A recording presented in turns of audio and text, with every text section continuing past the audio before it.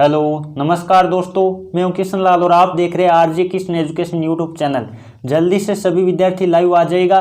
जैसा कि आप सबको मालूम है, रेगुलर सुबह 8 बजे हम क्लास लेते हैं। जीके, जीएस और मैथमेटिक्स की हमारी सुपर सीरीज चल रही थी। आज हम बात करें जीके सुपर सीरीज का पार्ट नंबर 23 रहने वाला है। जीके सुपर सीरीज के इससे पहले मैंने 22 पार्ट करवा दिए। जिन्होंने भी नहीं देखा, प्ले लिस्ट वाले ऑप्शन में जाकर अलग अलग प्ले लिस्ट मैंने सुपर सीरीज की बना रखी है, तो सारे वीडियोज एक बार देख लीजिएगा, क्योंकि एग्जाम में ये सीरीज बहुत ही शानदार इंपॉर्टेंट आपके एग्जाम में लाभदायक साबित होने वाली है। चलिए दोस्तों, बिना देरी के सेशन की शुरुआत करते हैं। इससे पहले सभी विद्यार्थियों को जय हिंद, राम राम, जय श्री कृष्णा, राधे राधे, जय मां शारदे। सेशन की तरफ बढ़ते हैं। जो विद्यार्थी पहली बार चैनल पर है, चैनल को सब्सक्राइब करके बेल आइकन ऑन कर लीजिएगा, ताकि जब भी हम लाइव क्लास ले इंडियन आर्मी की तैयारी करने वाले विद्यार्थियों के लिए, तो आपके पास नोटिफिकेशन आ जाए। और क्लास आपको अच्छी लगे तो सभी विद्यार्थी एक साथ मिलकर क्लास को दिल से लाइक कर दीजिएगा। चलिए दोस्तों, फर्स्ट क्वेश्चन आपकी स्क्रीन के सामने लेते हैं। इस टेस्ट में आपको 12+ टारगेट लेके चलना है, 12+ करने की कोशिश करना है सभी विद्यार्थियों को, और लाइव चैट में आपको जवाब देते रहना है। देखते कौन कौन विद्यार्थी क्वेश्चन का जवाब सही दे पाते हैं। क्वेश्चन क्या दे रखा है? फर्स्ट दे रखा है, वन सागर बांध है वो किस नदी पर बना है? वन सागर या कह दो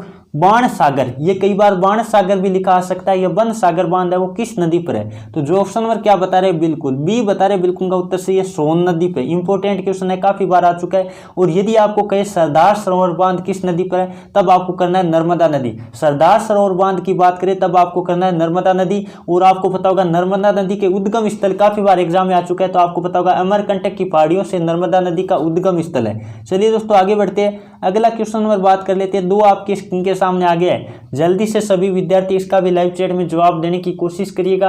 क्या दे रखा है? प्रथम विश्व युद्ध कब शुरू हुआ था? क्वेश्चन आपको क्या दे रखा है? प्रथम विश्व युद्ध कब शुरू हुआ था? तो जल्दी से सभी विद्यार्थी लाइव चैट में जवाब देने की कोशिश करिएगा। जो ऑप्शन नंबर क्या बता रहे? बी बता रहे 1914। बिल्कुल उनका उत्तर सही है। प्रथम विश्व युद्ध की बात करें तो 1914 से लेकर 18 तक चला था। कब चला था? 1914 से लेकर 18 तक चला था। और द्वितीय विश्व युद्ध की बात करें, क्वेश्चन ऐसे भी आ जाता है कई बार, द्वितीय विश्व युद्ध कब हुआ था? तो सेकेंड वर्ल्ड वॉर की बात करें तो आपको ध्यान रखना है सेकंड कब हुआ था? 1939 से लेके कब चला था आपको पता होगा? 1900 कब तक चला था? जल्दी से बताएगा। ये क्वेश्चन भी इंपॉर्टेंट है, आप कमेंट करके बताएगा। देखते कौन कौन विद्यार्थी इसका सही जवाब दे पाते हैं, तो ये आपको ध्यान रख लेना है। यदि आपको कहे द्वितीय विश्व युद्ध था वो कब शुरू हुआ था, तो आपको ध्यान रखना है 1939 में हुआ था। चलिए दोस्तों, अगला क्वेश्चन नंबर बात कर लेते हैं। 3 आपकी स्क्रीन के सामने आ गए। जल्दी से सभी विद्यार्थी इसका भी लाइव चैट में जवाब देने की कोशिश करेगा। राष्ट्रीय एकता दिवस कब मनाया जाता है? राष्ट्रीय एकता दिवस कब मनाया जाता है? क्वेश्चन से आपको पूछा है तो आपको पता होगा। जो ऑप्शन नंबर क्या बता रहे? सी बता रहे 31 अक्टूबर। बिल्कुल उनका उत्तर सही है। अब बात कर लेते हैं 31 अक्टूबर को आपको पता होना चाहिए राष्ट्रीय एकता दिवस मनाया जाता है, और वो किसके उपलक्ष्य में मनाया जाता है? तो आपको ध्यान रखना है सरदार वल्लभ भाई पटेल के जन्मदिन के अवसर पर क्या मनाया जाता है? 31 अक्टूबर को क्या मनाया जाता है? राष्ट्रीय एकता दिवस मनाया जाता है। अब बात कर लेते हैं सरदार वल्लभ भाई पटेल को आपको पता होगा लौह पुरुष, भारत का लौह पुरुष या भारत का बिस्मार्क किसे कहा जाता है? सरदार वल्लभ भाई पटेल को कहा जाता है। ये भी आपको याद रख लेना है। चलिए दोस्तों, आगे बढ़ते हैं।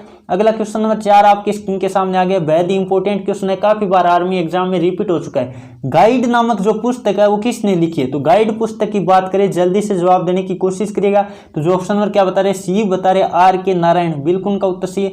R.K. नारायण की यदि हम बात करें तो एक प्रसिद्ध पुस्तक इनकी और है, याद रखिएगा, मालगुडी डेज किसकी रचना है? ये क्वेश्चन भी इंपॉर्टेंट बनता है। मालगुडी डेज किसकी रचना है? तब भी आपको क्या करना है? R.K. नारायण करना है। अब बात कर लेते हैं, आपको पता होगा रविंद्रनाथ टैगोर की बात करें तो गीतांजलि किसकी रचना? आपको ध्यान रखना है 1913 में गीतांजलि के लिए आपको पता होगा रविंद्रनाथ टैगोर को साहित्य के क्षेत्र में नोबेल पुरस्कार मिला था। यह क्वेश्चन भी इंपॉर्टेंट बनता है। चलिए दोस्तों, भारत की खोज नामक पुस्तक के बारे में पूछे वो रचना किसकी है? तब आपको करना है क्या करना है? जवाहरलाल नेहरू करना है। चलिए दोस्तों, आगे बढ़े। अगला क्वेश्चन नंबर बात कर लेते हैं। 5 आपकी स्क्रीन के सामने आ गए। भारत और पाकिस्तान के बीच कारगिल युद्ध कब हुआ था? कारगिल युद्ध की बात करें तो आपको पता होगा, जो ऑप्शन नंबर सी बता रहे 1999। बिल्कुल उनका उत्तर सही है। आपको पता होगा कारगिल विजय दिवस कब मनाया जाता है? तो आपको पता होगा 26 जुलाई को मनाया जाता है। यदि मैं क्वेश्चन ऐसे आ जाए, कई बार एग्जाम में आ भी चुका है, कारगिल विजय दिवस कब मनाया जाता है? तब आपको करना है 26 जुलाई। इंपॉर्टेंट क्वेश्चन है, सभी विद्यार्थी नोट कर लीजिएगा। चलिए दोस्तों, आगे बढ़ते हैं। अगला क्वेश्चन नंबर बात कर लेते हैं, 6 आपके स्क्रीन के सामने आ गए। जल्दी से सभी विद्यार्थी इसका भी लाइव चैट में जवाब देने की कोशिश करेगा। मालदीव की संसद को क्या कहते हैं? बहुत ही इंपॉर्टेंट क्वेश्चन है, देखते कौन कौन स्टूडेंट इसका सही जवाब दे पाते।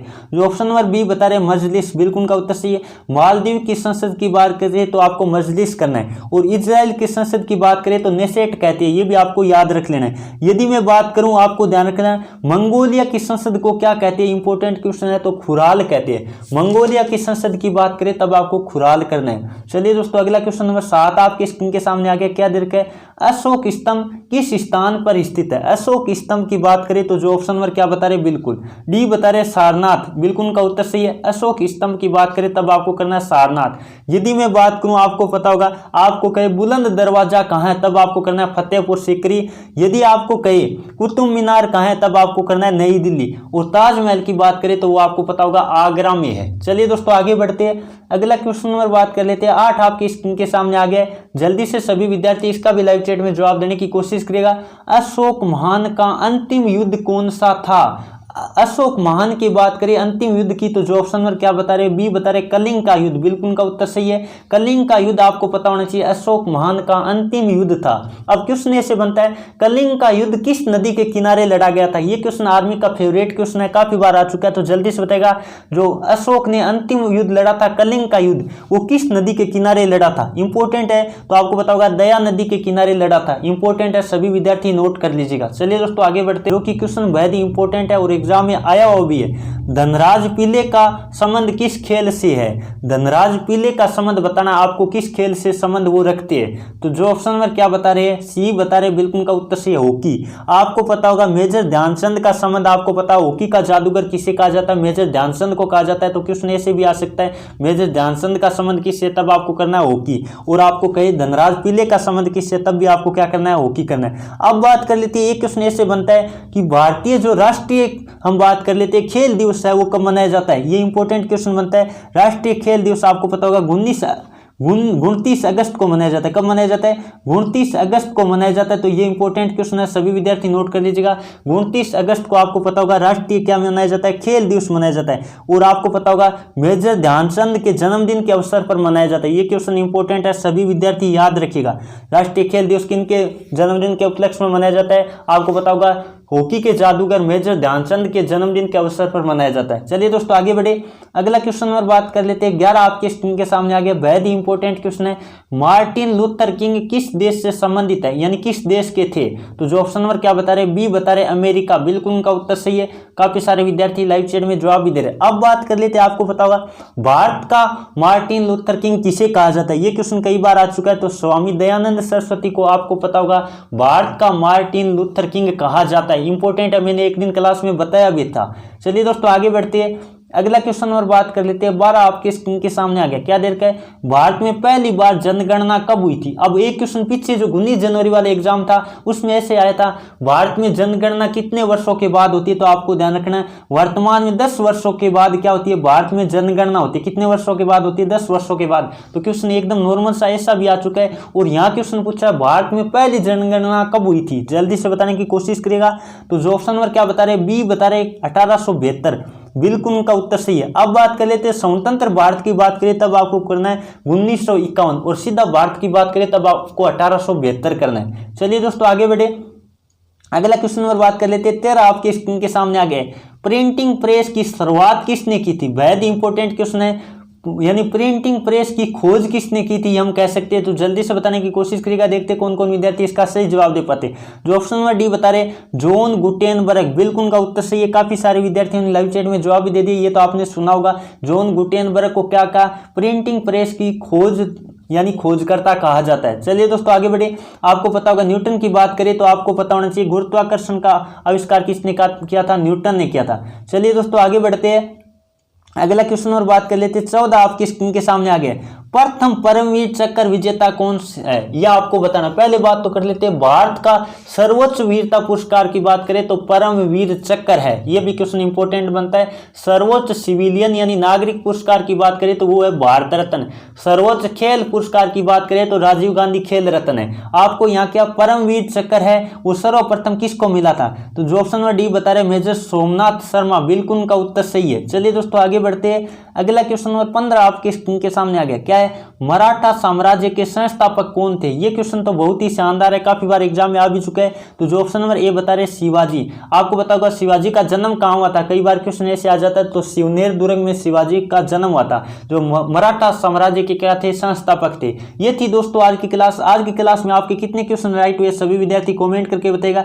यदि आपके 13 से ऊपर क्वेश्चन हुए तो आपकी तैयारी बहुत ही बढ़िया है। तो 13 प्लस जिन विद्यार्थियों का हुआ है 15 में से 15 हुआ उनको तो और ही बहुत बहुत तहे दिल से धन्यवाद। आप ऐसे तैयारी करते रहो और आगे बढ़ते रहो ताकि आप हमारा भी मनोबल बढ़ता रहे। इस तरह आप तैयारी करते हो, आप स्कोर बढ़िया लाते हो। चलिए दोस्तों आज की क्लास कैसी लगी सभी विद्यार्थी कमेंट करके फीडबैक जरूर दीजिएगा ताकि हमें भी पता चल पाए हमारी क्लासों का कितने बच्चों को फायदा मिल रहा है। चलिए दोस्तों आज के सेशन को यहीं समाप्त करते हैं। कल मिलेंगे सुबह 8 बजे, तो कल लाइव आना भी मत भूलिएगा। रोजाना सुबह 8 बजे क्लास होती है, तो आपको टाइम सुबह 8 बजे फिक्स कर लेना है, रोजाना लाइव आना है। चलिए दोस्तों आज के सेशन में इतना ही। Thank you for watching. जय हिंद, जय भारत।